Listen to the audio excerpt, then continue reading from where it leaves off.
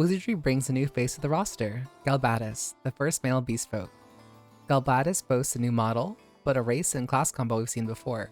Does he provide enough to justify summoning him, or should you skip him? We'll go over what he brings to the table and more. We'll talk about his kit first. Galbadus' personal skill is Tyrant's Gravity.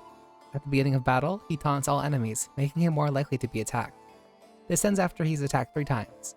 Knights generally want to move after most allies, but ideally before enemies, so having him attract attacks without using a skill to increase his aggro is very nice for knights. However, since it only lasts for the first 3 attacks, he essentially has no personal skill afterwards.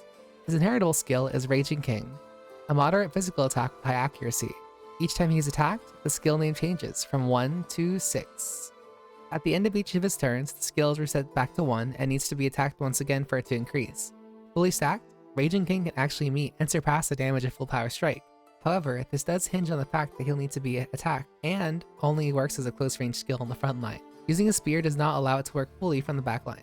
Galbadus' Discipline, Bestial Roar, focuses on HP and attack power, which is fairly good for a knight. I like HP in most of my frontliners, and attack is good enough. With all this in mind, I'll go over my thoughts of Galbadus. I kinda wish he was a fighter. Knights generally are more defensive by nature, but he wants to deal damage.